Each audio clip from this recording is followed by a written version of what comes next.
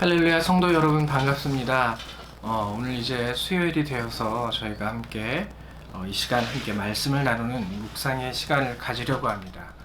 원래는 수요 예배를 드려야 될 텐데 코로나 바이러스로 인해서 저희가 함께 하지 못하기에 오늘은 이렇게 영상으로 말씀을 같이 나누면서 은혜를 나누는 시간을 가지려고 합니다. 이 시간 같이 기도하도록 하죠. 제가 기도합니다.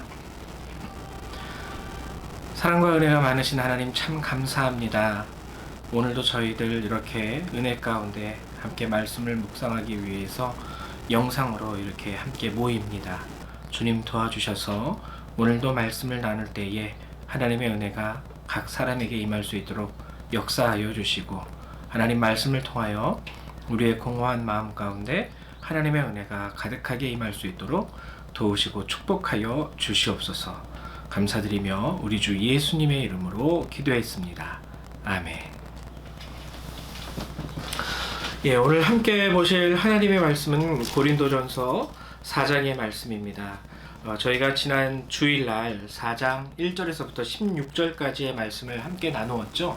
오늘은 17절부터 21절까지의 말씀을 함께 나눠보려고 합니다. 먼저 하나님의 말씀 우리 성경 봉독하도록 하죠.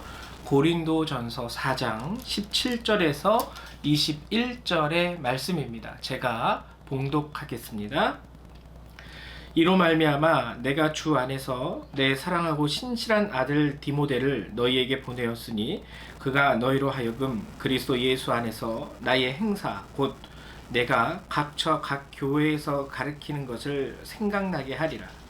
어떤 이들은 내가 너희에게 나아가지 아니할 것 같이 스스로 교만하여졌으나 주께서 허락하시면 내가 너희에게 속히 나아가서 교만한 자들의 말이 아니라 오직 그 능력을 알아보겠으니 하나님의 나라는 말에 있지 아니하고 오직 능력에 있음이라.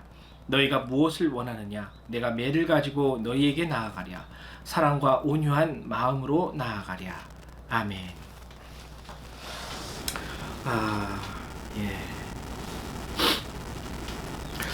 지난 시간 고린도전서 4장을 우리가 함께 나누었을 때 그 주제 기억하시나요? 주일날 함께 나누었던 주제 바로 고린도전서 4장 2절의 말씀이죠.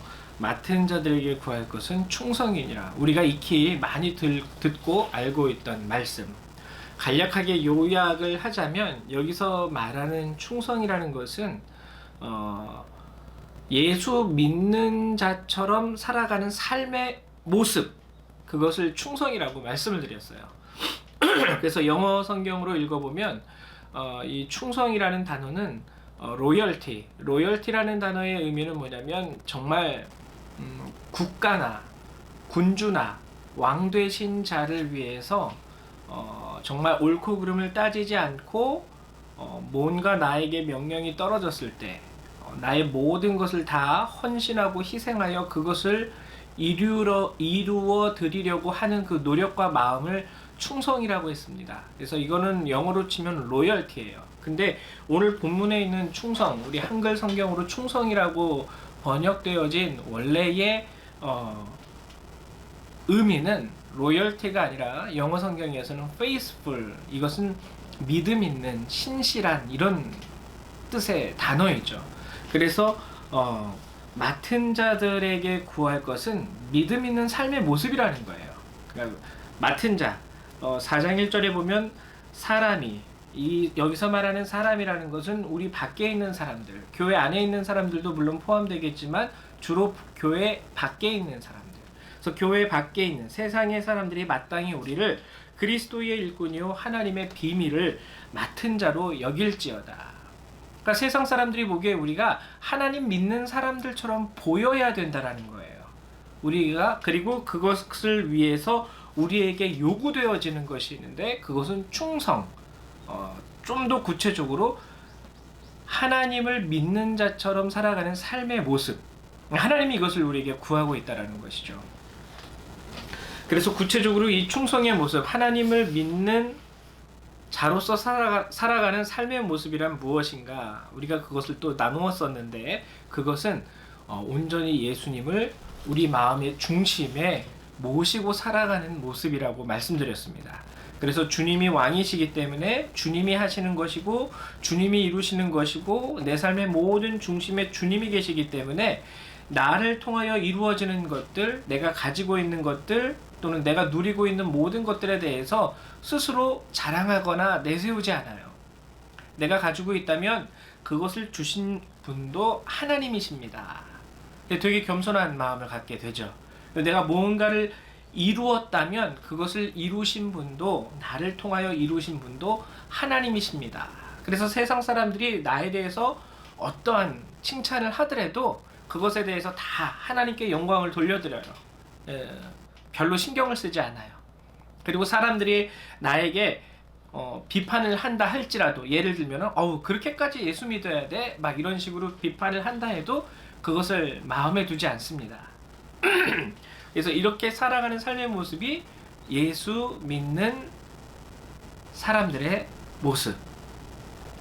여기에서 이제 세상 사람들은 저 사람 예수 믿는 사람들이구나 라는 것을 알게 되는 것이죠.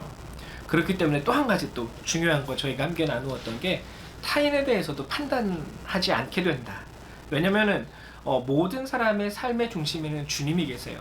그 사람이 어떠한 모습으로 살아가고 무엇을 하고 살아가고 무엇을 이루고 살아가고 무엇을 가지고 살아가든지 중요하지 않습니다. 왜냐면 하나님께서 각 사람에게 하나님의 뜻 가운데 부르셨고, 그리고 그들 역시 어떠한 모습이든지 하나님의 부르심 속에서 그들의 삶을 살아가고 있기 때문에 겉으로 보여지는 것으로 인해서 사람들을 판단하지 않습니다.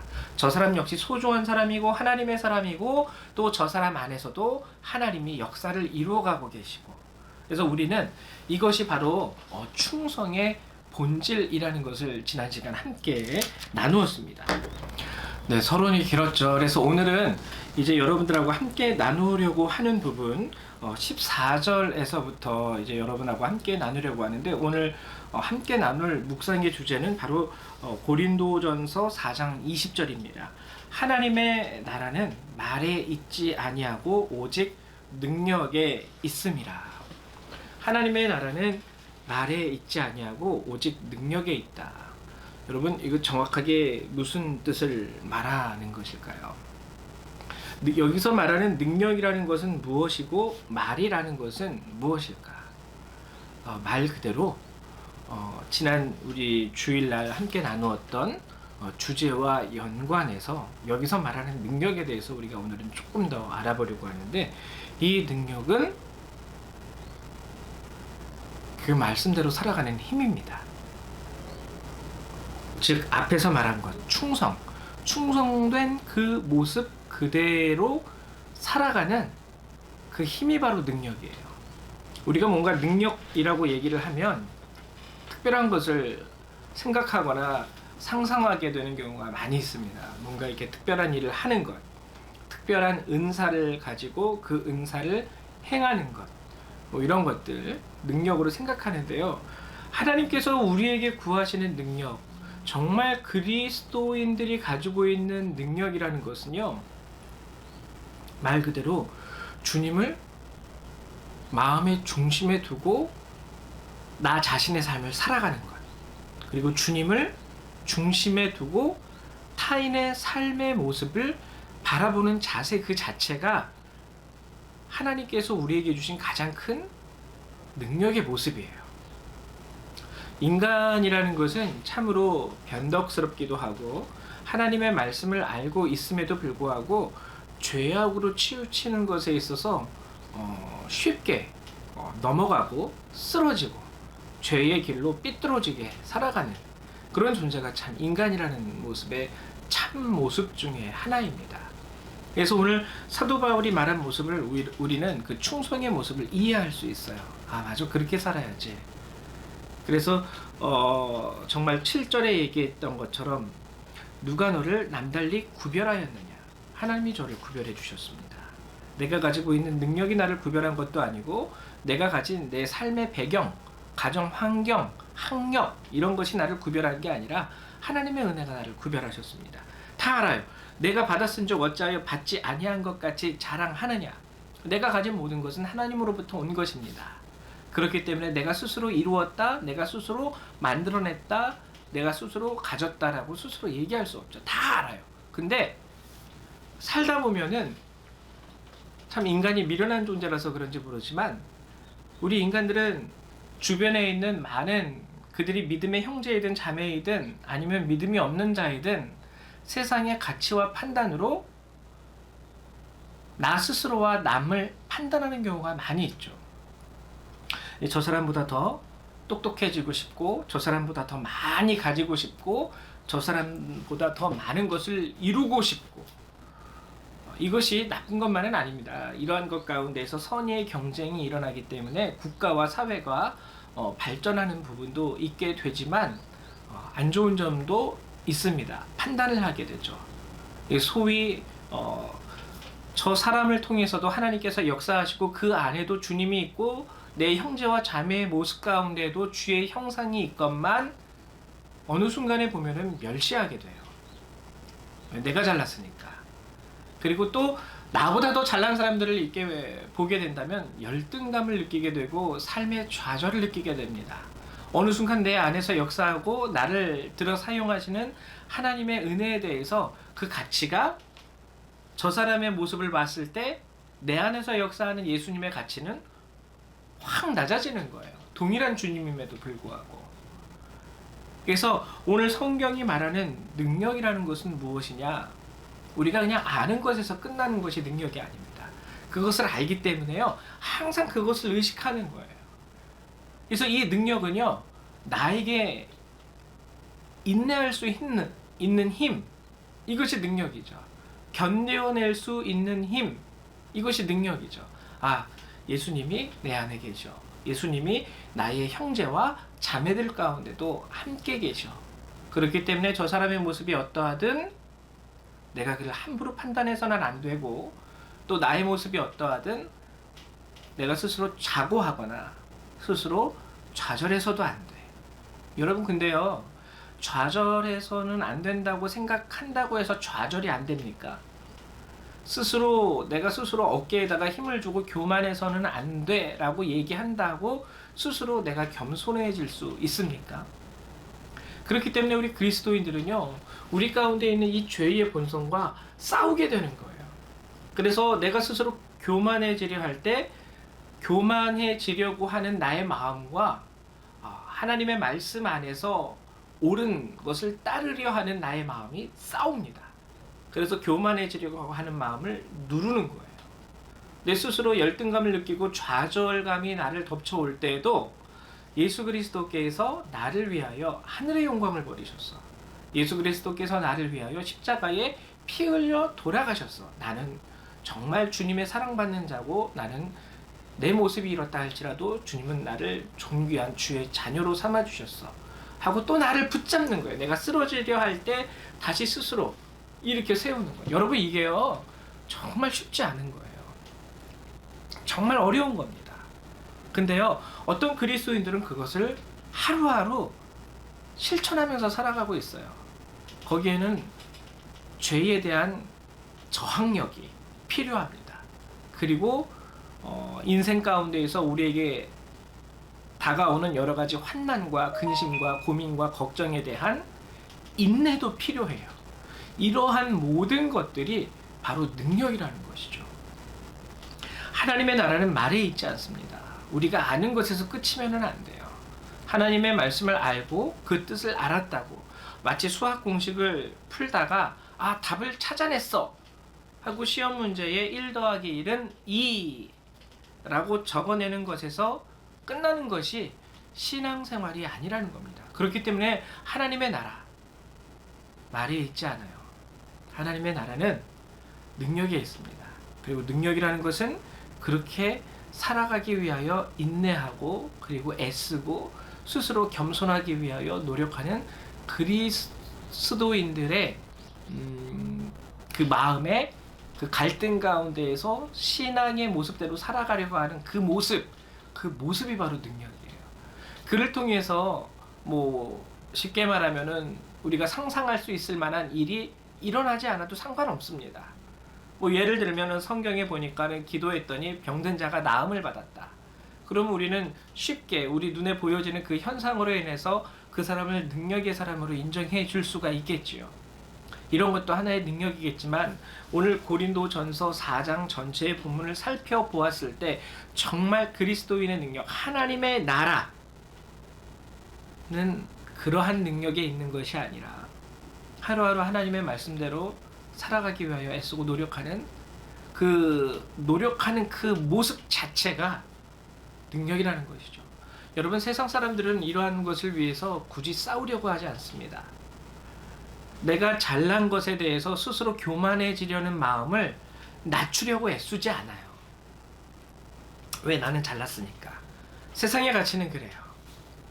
세상 사람들은 좌절하려는 나의 모습 가운데에서 아니야, 너는 존귀한 자야 라고 얘기하기가 쉽지 않아요. 근데 그리스도인들은 그렇게 하는 것이죠. 이것이 바로 하나님의 나라가 말에 있는 것이 아니라 능력에 있다라고 하는 본문 말씀의 핵심입니다. 그러므로 우리는 이제 이 능력을 가지고 살아야 되겠죠. 왜냐면은 하나님의 나라가 거기 있대요. 말에 있는 것이 아니라 거기 있대요. 능력에 있대요. 그러면 어떻게 해야 됩니까? 우리는 하나님의 나라를 바라보고 사모하고 정말 꿈꾸고 살아가는 그리스도인들이 바로 저희들이 아니겠습니까? 그럼 하나님의 나라가 능력에 있다라고 하니까 우리의 삶의 모습은 어떠한 모습으로 살아가야 될까요? 우리가 그러한 모습을 살아갈 때 하나님의 나라가 나에게 있다라는 거예요. 성경 365일 매일 읽으면서 66권 창세기 1장 1절부터 요한계시록까지 달달달달 다 외워가지고 한 글자도 틀리지 않는다. 거기에 하나님의 나라가 있는 것이 아닙니다. 깊이 성경 지식을 알지 못해도 오늘 하나님께서 내게 주신 말씀을 이해하고 그 말씀을 깨달았을 때, 깨달은 바 그 말씀대로 살아가기 위해서 애쓰고 노력할 때, 그때 하나님의 나라는 우리 각 사람에게 임하게 되는 것이죠. 여러분, 짧은 시간 제가 여러분들하고 함께 이 말씀을 나누었는데 간절히 부탁드리기는, 하나님의 나라는 능력에 있습니다. 능력이라는 것은 하나님의 말씀대로 살아가기 위해서 애쓰는 성도들의 모습 자체가 능력이에요.